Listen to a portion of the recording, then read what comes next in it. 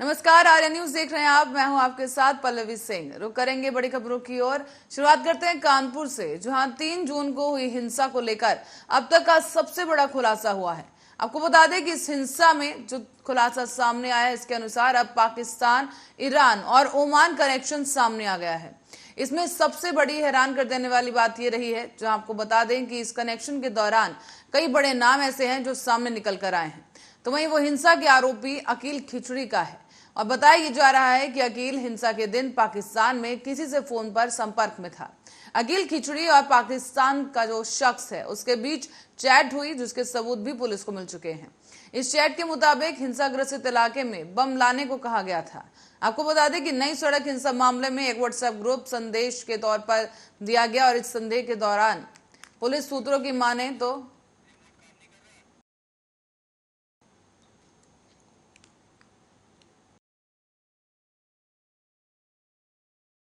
खुलासा सामने आया है और इसके दौरान जो चैट वायरल हुई है उसके बाद से मीडिया में वायरल होने के बाद पुलिस ने भी जांच शुरू की और इधर एनआईए के द्वारा जो टीम है उसकी तरफ से भी शहर में कुछ लोगों को उठाकर पूछताछ की गई है। सूत्रों के माने तो व्हाट्सएप ग्रुप के जरिए कई नाम और कई साजिशकर्ताओं के नाम सामने आए, जो कि ईरान, ओमान और पाकिस्तान में बैठे कुछ लोगों से हिंसा की तैयारी पर बात कर रहे थे। हालांकि पुलिस इस मामले में फूक फूक कर अब कदम रख रही है।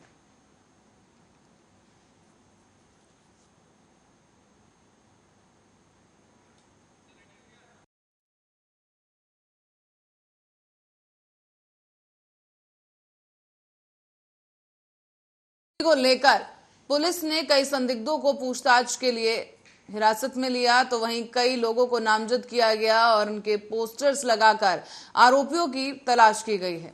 लेकिन इसी बीच जो कुछ आरोपी सामने आए हैं, जो इस पूरे घटनाक्रम के पीछे के मास्टरमाइंड बताए जा रहे हैं, उनके व्हाट्सएप चैट को भी पुलिस ने बरामद कर लिया है और उन्हीं के आधार पर कई साजिशकर्ता सामने आए हैं और इनका विदेशी तार जोड़ा जा रहा है। बताया जा रहा है कि जो कनेक्शन है वो पाकिस्तान, ईरान, ओमान ऐसी जगहों से सामने आए हैं, जिसके कारण आपको बताते चलें कि कानपुर हिंसा में मुख्य तौर पर उनका नाम सामने आ रहा है।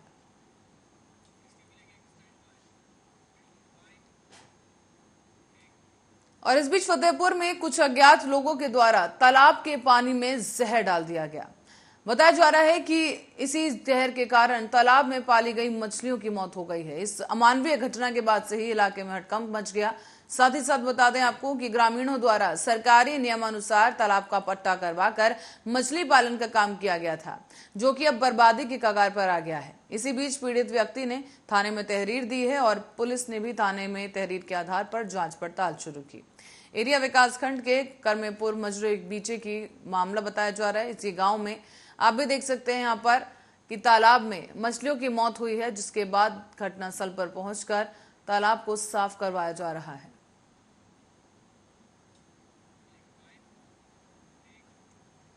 और अब रुक करेंगे अगली खबर की ओर। कानपुर देहात से मामा भांजे के नदी में डूबने की खबर सामने आई है, जिससे इलाके में अफरा तफरी का माहौल हो गया। बताया जा रहा है कि मंदिर में प्रसाद चढ़ाने के लिए मामा और भांजे घर से निकले थे और इसी बीच वो नदी में डूब गए। दोनों में से एक व्यक्ति आनंदपुरवा गांव का रहने वाला बताया गया, जबकि दूसरा शख्स कानपुर के घाटमपुर के रामपुर का रहने वाला था। मंदिर में प्रसाद चढ़ाने से पहले दरअसल मामा और भांजे नदी में नहाने के लिए गए थे और नदी में नहाते समय भांजा ज्यादा गहरे पानी में चला गया और भांजे को बचाते वक्त मामा भी डूब गया है। हालांकि गोताखोरों ने मामा और भांजे की तलाश शुरू की, लेकिन कोई सुराग नहीं मिल सका। मूसानगर थाना क्षेत्र के मुक्ति देवी मंदिर के सामने जमुना नदी की घटना बताई जा रही है।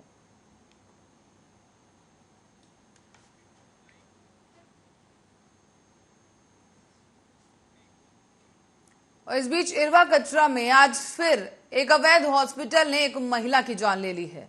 बताया जा रहा है कि बच्चे की डिलीवरी कराने आई महिला की डिलीवरी के दौरान ही मौत हो गई, जबकि घटना के बाद हॉस्पिटल संचालक और स्टाफ दोनों ही मौके से फरार हो गए हैं। इस बीच गुस्साए परिजनों ने हॉस्पिटल का घेराव किया। घटना की सूचना पाकर थाना अध्यक्ष इरवा कटरा भी पुलिस फोर्स के साथ घटना स्थल पर पहुंचे हैं।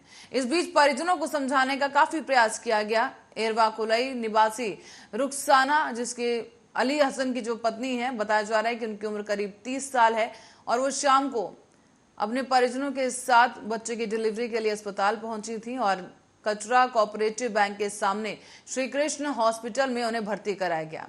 रात करीब 9:30 बजे ही महिला की तबीयत जो है वो बिगड़नी शुरू हुई, जिसके बाद हॉस्पिटल संचालक और स्टाफ ऑक्सीजन लेने की बात कहकर घटनास्थल से ही फरार हो गए हैं। बताया जा रहा है कि रात करीब 10 बजे तक महिला तड़पती रही, लेकिन इसके बाद महिला की मौत हो गई है। तभी से गुस्साए परिजनों ने हॉस्पिटल का घेराव किया और हॉस्पिटल संचालकों पर गलत इलाज करने का आरोप लगाकर हंगामा किया गया। सूचना पाकर थाना अध्यक्ष राम सहाय पटेल घटनास्थल पर पहुंचे हैं। परिजनों को समझा बुझाकर शांत करवाया गया। लेकिन सबसे बड़ा सवाल जो इस वक्त उठ रहा है कि स्वास्थ्य विभाग के आला अधिकारी अवैध रूप से चलाए जा रहे इन हॉस्पिटलों पर कोई कार्रवाई क्यों नहीं करते। आगे स्वास्थ्य विभाग के अधिकारियों की अनदेखी पर प्रश्न चिन्ह लगाना स्वाभाविक है और वो कब तक कार्रवाई करेंगे और कब तक ऐसे मासूमों की जान जाती रहेगी। मेरी बीवी की 2 बजे तबीयत खराब हुई, हम ले गए, बच्चा होने की था, ठीक है सर जी, लेके आए तो डॉक्टर साहब ने भर्ती किया, 40,000 रुपये मांगे, मैंने कैश किया उनको।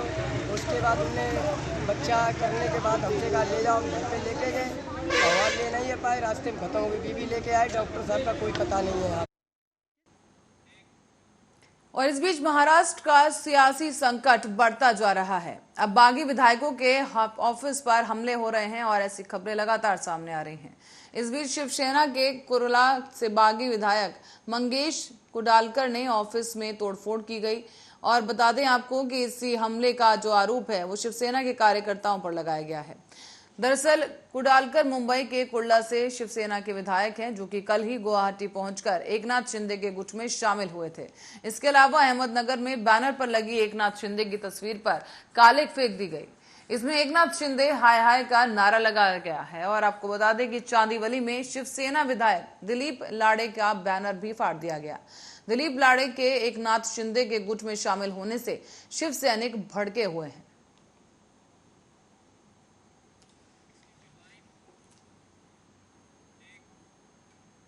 खबर अब राजस्थान से है, जहां बीजेपी नेताओं के खिलाफ दर्ज केस वापसी पर सियासी सद्भाव संदेश देने की कवायद अब खुद अशोक गहलोत सरकार को भारी पड़ती नजर आ रही है। जहां कांग्रेस के कई नेता और पायलट समर्थक अब खुलकर गहलोत सरकार के इस फैसले का विरोध कर रहे हैं, तो वहीं अब कांग्रेस के वरिष्ठ नेता और संगोद से विधायक भरत सिंह कुंदरपुर ने भी राजस्थान के सीएम अशोक गहलोत को एक पत्र लिखा है और इस फैसले पर ऐतराज जताते हुए मुकदमा वापस लेने की मांग की गई।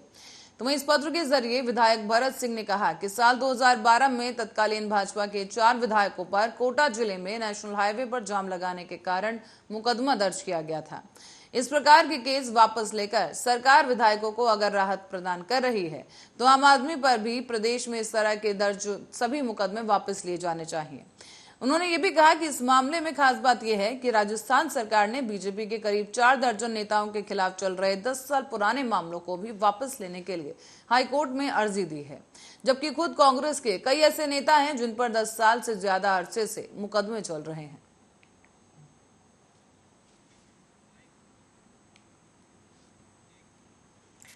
खबर दिल्ली से है, जहां उपराज्यपाल विनय कुमार सक्सेना के निर्देश पर 2 उपमंडल मजिस्ट्रेट और 1 उप सचिव को निलंबित कर दिया गया है।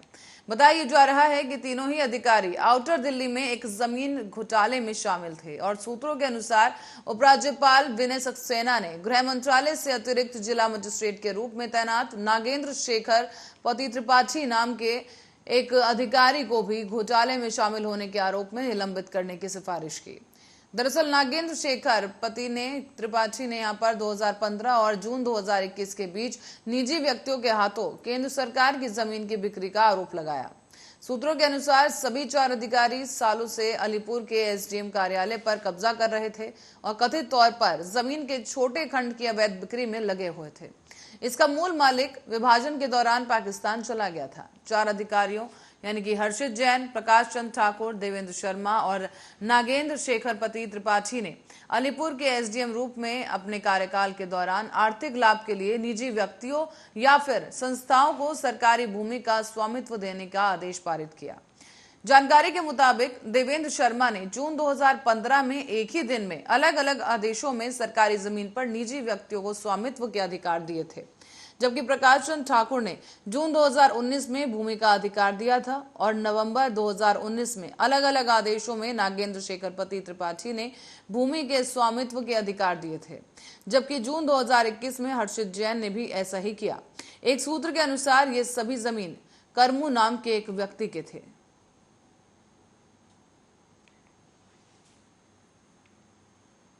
और इस बीच महाराष्ट्र में चल रही सियासी उठापटक के बीच अब शिवसेना ने 4 और विधायकों के निलंबन का अनुरोध डिप्टी स्पीकर को भेजे जाने की बात कही।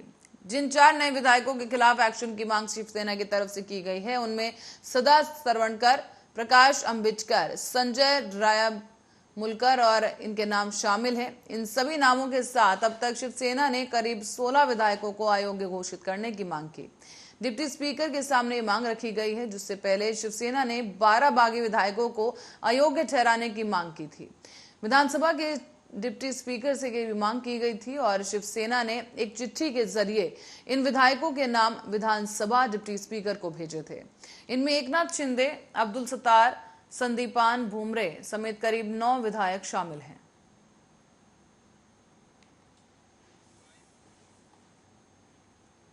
और इस बीच दिल्ली विश्वविद्यालय में जल्द ही नई तरीके से 10% ईडब्ल्यूएस आरक्षण लागू किया जाएगा। सहायक कुल सचिव ने सभी कॉलेजों के प्रधानाचार्य और संस्थानों के निदेशकों को एक सर्कुलर भी जारी किया है। सर्कुलर दिल्ली विश्वविद्यालय से संबंधित कॉलेजों और संस्थानों में 10% आर्थिक रूप से कमजोर वर्गों के शैक्षिक और गैर शैक्षिक पदों को भरने के संदर्भ में है। बता दें आपको कि इस संदर्भ में उन्होंने विश्वविद्यालय की तरफ से समय समय पर जारी दिशा निर्देशों का अनुपालन करते हुए इन 10% अतिरिक्त पदों को भरे जाने का हवाला दिया। विश्वविद्यालय से संबंधित कॉलेजों में ईडब्ल्यूएस के अतिरिक्त सीटें बढ़ने के सामान्य वर्गों के हेडहॉक टीचर्स को राहत मिलेगी, क्योंकि उनकी सीटें ईडब्ल्यूएस में चली गई थी। तो वहीं विश्वविद्यालय की तरफ से जारी किए गए सर्कुलर में कॉलेजों के प्रधानाचार्यों से 10% शिक्षक और गैर शिक्षक पदों के आंकड़े प्रस्तुत करने के लिए भी कहा गया। पिछले 3 साल से डीयू में ईडब्ल्यूएस से 10% आरक्षण बढ़ने से छात्रों की संख्या में भी बढ़ोतरी हुई, जबकि साल 2019 में प्रवेश में ईडब्ल्यूएस आरक्षण लागू करने से शिक्षक छात्र का अनुपात प्रभावित हुआ है। डीटीए और अन्य शिक्षक संगठनों ने शैक्षणिक और गैर शैक्षिक कर्मचारियों पर अतिरिक्त भार पड़ने की सूरत में सीटों की मांग की थी और अब जाकर विश्वविद्यालय ने शैक्षिक और गैर शैक्षिक पदों पर 10% अतिरिक्त सीटों का सर्कुलर जारी किया है।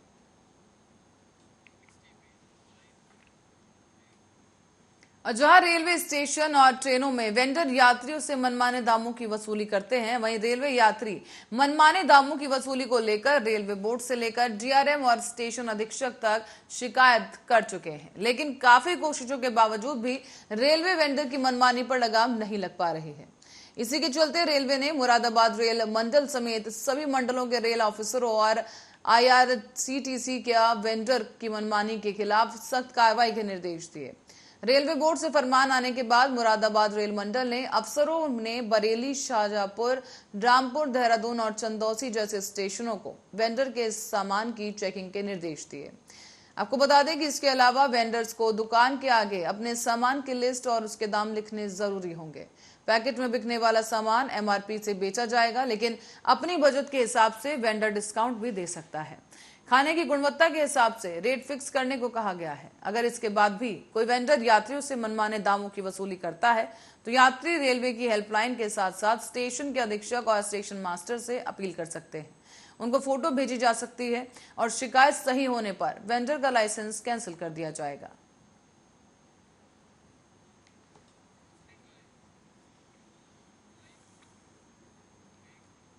और इस बीच दिल्ली में पुलिस के आश्वासन के बाद भी महिलाओं के लिए शराब की दुकानें सुरक्षित नहीं हैं।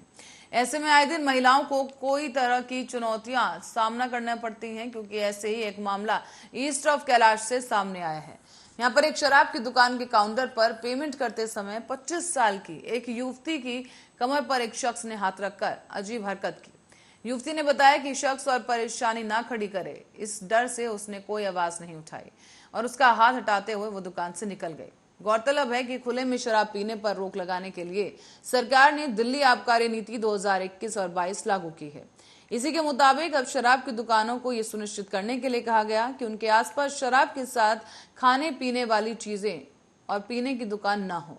इसी की वजह से लोग अब आसपास लड़कियों को घूरते नजर आते हैं। हालांकि जमीनी हकीकत कुछ और ही है।